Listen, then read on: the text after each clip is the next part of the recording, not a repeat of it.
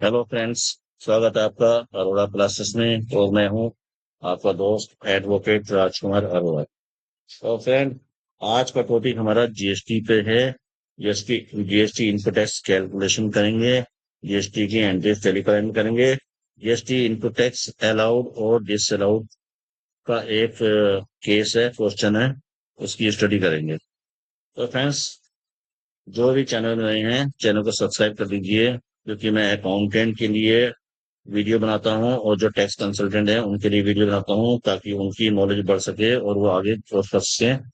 वो आगे ग्रोथ कर सकें और अकाउंटिंग की नॉलेज गेन कर सकें, टैक्सेशन नॉलेज गेन कर सके और ऐसे ही इसी तरीके से टैक्स कंसल्टेंट में एक्सपर्टाइज हासिल कर सके। तो फ्रेंड्स, मेरा देहरादून में अरवा क्लासेस के नाम से कोचिंग सेंटर है, जो 100% जॉब प्रोवाइड करता है। टैली अकाउंटिंग, टैक्सेशन की, अकाउंटेंट की जॉब और टैक्स अकाउंटेंट की जॉब। जो भी ज्वाइन करना चाहता है, देहरादून से रिलेटेड है या आसपास सिटी से रिलेटेड है, तो ज्वाइन कर सकता है।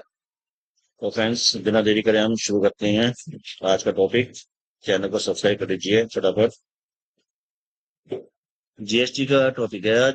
जीएसटी का एक केस है। X limited are registered supplier located in Mumbai, is a manufacturer of heavy machines. Its output supplies exclusive GST for the month of January 2025 are as follows. Inter state है 85 lakh rupees की supply. Inter state यानी कि एक state से दूसरे state में। Inter state है 15 लाख रुपए की सप्लाई। इंटर स्टेट यानी कि एक स्टेट के अंदर ही। Applicable rate applicable rate of CGST, SGST and IGST on outward supplies is 9% and 18% respectively. GST paid on inward supplies during the month of January 2025 is as follows. GST का सभी rate 9% अगर CGST SGST है और 18% अगर IGST है तो दिया जाता है। ठीक है, ये तो हो गया हमारे पास आउटपुट सप्लाई की डिटेल। 85 लाख और 15 लाख है। अब आते हैं फ्रेंड्स, आगे हम देखते हैं कि क्या क्या चीजें पड़ी हुई हमारे पास। रॉ मटेरियल्स पड़ा हुआ A, of which 70% of the inputs require procured are used and 30% are stock in trade at the end of the January. हमने इसमें 70% यूज कर लिया, 30% हमारे पास स्टॉक में पड़ा हुआ 60,000। Raw materials है B, of which 90% of the materials received in factory and remaining materials completely damaged due to the road accidents on the way of the factory. No negligence on the part of the accident. 50,000 की है। ये मैं 90% use कर लिया, 10% हमारा damage हो गया road accident में। Construction of pipelines laid outside the factory premises है 30,000 CGST, 30,000 SGST. Insurance charges paid for trucks use for transportation routes है 55,000 देखें। एडिशनल इन्फॉर्मेशन देख लेते हैं क्या कह रहे हो। There is no opening balance of any input tax paid and all the conditions necessary for availing the input tax paid have been fulfilled.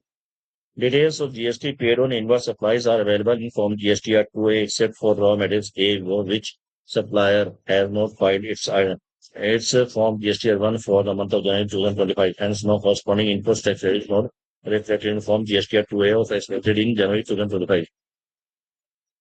अब हमें जब हम जीएसटीआर रिटर्न भरते हैं तो हम देखते हैं कि भाई जीएसटीआर 2A और 2B में हमारे पास इनपुट मिल रहा है या नहीं मिल रहा है। तो जीएसटीआर 2A 2AB में 2B में हमारे पास इनपुट तब मिलता है जब जीएसटीआर 1 में जो रेसिपिएंट है, जिससे जो सप्लायर है, उसने अगर रिटर्न फाइल कर दी है। लेकिन एक सप्लायर ए है जिसने रिटर्न फाइल नहीं करी थी, तो हमारे जीएसटीआर 1 की फाइल नहीं करी थी, तो हमारे जीएसटीआर 2A में नहीं आएगी और ऐसे ही जीएसटीआर 2A में रिफ्लेक्ट नहीं होगी। Compute the following amount of eligible input tax credit available for the month of January 2025. Input tax credit निकालना है 2025 का। Net minimum GST payable in cash for the month of January 2025 after using available input tax credit. Input tax credit avail करने के बाद कितने GST हमने देनी है ये निकालो। एक बार ऑप्शन फिर से देख लो। Raw materials A, raw material B, construction of pipeline, insurance charges और ये हमारे पास है इंटरस्टेट और इंटरस्टेट सप्लाईज। परचेस की इंफॉर्मेशन है। कंपटीशन में आते हैं सबसे पहले। कंपटीशन क्या है? Competition GST on output supplies.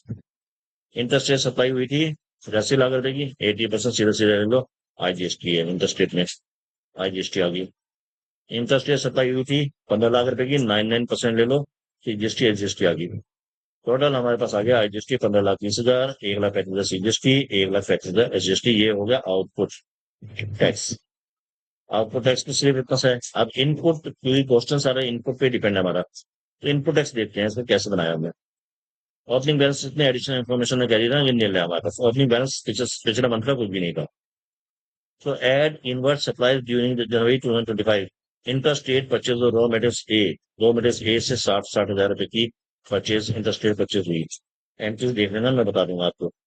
Interstate purchase of raw material B, 90% of the 50,000, 90% of rupees 50,000, 45,000 रुपए रिसीव हुई। Construction of pipeline, input tax credit notable. Pipeline में कंस्ट्रक्शन हो रहा है तो इनपुट टैक्स क्रेडिट हमें नहीं मिलेगा, ध्यान रखना, ये डिसअलाउड है। Insurance charges, input tax credit मिलेगा हमारे को। टोटल इनपुट टैक्स क्रेडिट है 1,60,000, 1,60,000।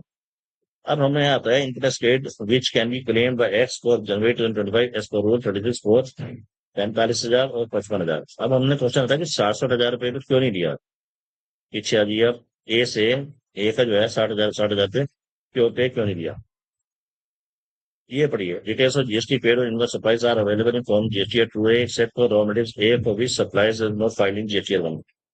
इसलिए नहीं दिया कि ए सप्लायर ने GSTR फाइल नहीं करी है, GST फाइल नहीं करी है, अपनी रिटर्न फाइल नहीं करी है, तो हमारे GSTR 2A 2B में नहीं रिफ्लेक्ट होगा।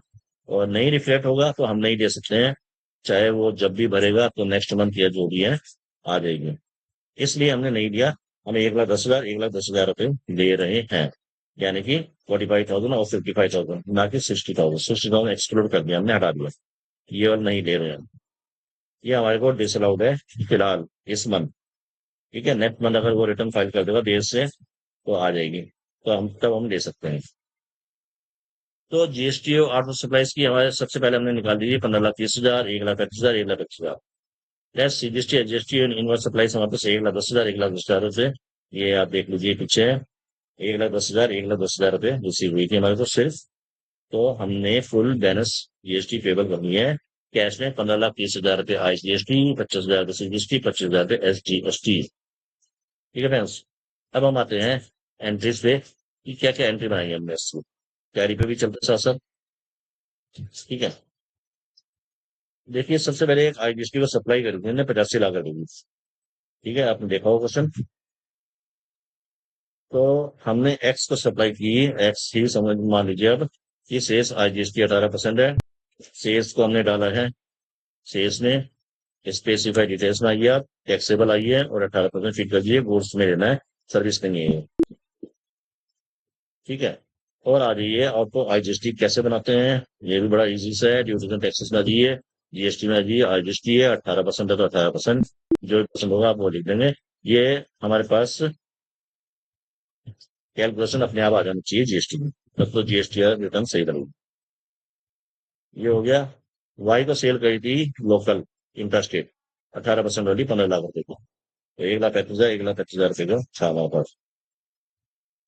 तो वाई को सेल करते दिखा दीजिए। सेल्स का फिर वही फंडा है 18%। सब कुछ ड्यूटीज एंड टैक्सेस होगा, स्पेसिफाइड डिटेल्स है, टैक्सेबल 18% गुड्स। और CGST SGST, duties and taxes लीजिए, GST लीजिए, फिर CGST लीजिए, फिर 9%, क्योंकि आधी आधी है तो 9% होगा। ठीक है फ्रेंड्स, इस तरीके से दूसरा अकाउंट बना लेंगे। अब हम आते हैं कि इसके बाद हमारा क्या हुआ, परचेज की एंट्रीज। परचेज की एंट्री हुई थी 60,000 रुपए, हमें CGST एसजीएसटी मिली थी। आप पीछे जाकर देख सकते हैं। तो परचेज GST 18%, इनको CGST, इनको SGST 9% टू ए। परचेज की एंट्री बना लेंगे, परचेज को परचेज में डाल देंगे आप। परचेज में स्पेसिफाइड डिटेल्स में जाएंगे, taxable 18%, goods other goods, service है तो सर्विस लेंगे। ऐसे ही इनपुट CGST में चले जाएंगे, ड्यूटीज एंड टैक्सेस, GST में CGST 9%, और ऐसे ही SGST। तो हमारे पास एंट्री अपने आप आ जाएगी। ये जो हमारे पास राउंड ऑफ वाला फिगर आ रहा है इसका अभी फिलहाल इग्नोर मार दीजिए। टैली में राउंड ऑफ के हिसाब से हमारे पास ये जो वैल्यू है 667, इसके हिसाब से राउंड ऑफ आ रहा है, तो 60,000 ही काउंट करके चलिए। ये दो एंट्री होगी। अब हम देखते हैं नेक्स्ट एंट्री क्या है। लॉस बाय डैमेज किया, जो 60,000 रुपए थी उसमें से हमारे को लॉस भी तो हुआ था, तो ये माल 10% डैमेज हो गया था। तो इसकी हम एंट्री बना देंगे। जनरल पे लॉस बाय डैमेज, डैमेज हमारा क्या है, इनडायरेक्ट एक्सपेंसेस है। ठीक है, स्पेसिफाइड डिटेल्स वगैरह, डिटेल आके टेक्स्ट वगैरह सब तो वही कर देंगे। और जाहिर सी बात है, उससे हमारी परचेस की वैल्यू कम होगी। इनपुट हमारा डिसअलाउड हो गया 5,000 रुपये का। ठीक है, तो उसकी एंट्री आप बनाएंगे। Pipeline construction account debit to BOB. Pipeline construction की क्या था, पाइपलाइन कंस्ट्रक्शन हमारा आप पीछे देखिए। Pipeline construction, construction pipeline GST allowed नहीं थी। मैं आपको दिखा देता हूँ। Pipeline construction, construction pipeline fees थी 60,000 रुपये का था। 60,000 रुपये डिवाइड बाई 18% कर देंगे आप, तो हमारी वैल्यू आ जाएगी पाइपलाइन कंस्ट्रक्शन की 3,92,000। इसमें जीएसटी अलाउड नहीं है, इसलिए इनपुट टैक्स वगैरह की एंट्री नहीं बनाई जाएगी इसमें।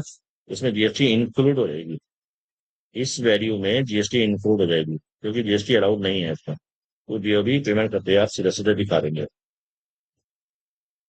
पाइपलाइन कंस्ट्रक्शन ये हमारा खर्चा है, इनडायरेक्ट एक्सपेंसेस है, जीएसटी इसमें फीड नहीं करेंगे आप। अब आ जाइए आप इंश्योरेंस चार्जेस, जिसमें जीएसटी अलाउड थी। Insurance charges account debit into CGST adjusted. Insurance charges,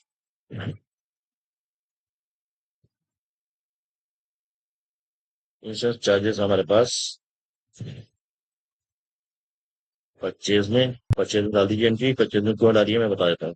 indirect expenses और स्पेसिफाइड डिटेल्स वगैरह, टैक्सेबल वगैरह जो भी है फीड कर देंगे आप।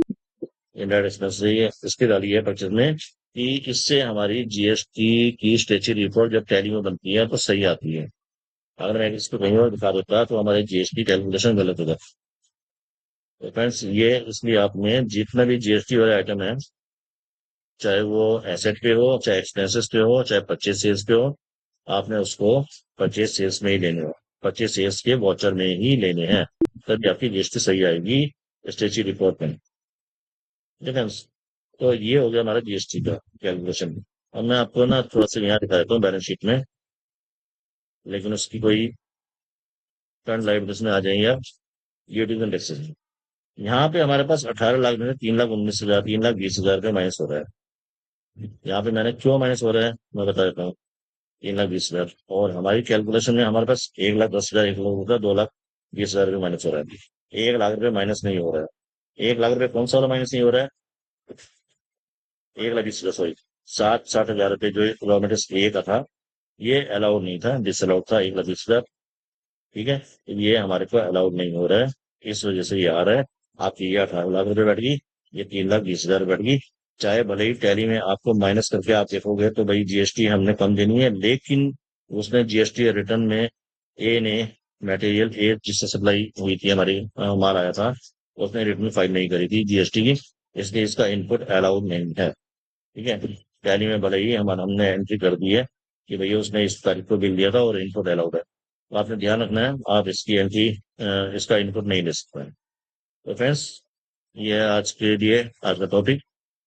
तो जो भी फ्रेंड्स मेरे चैनल में नए हैं, चैनल को सब्सक्राइब कीजिए, लाइक कीजिए।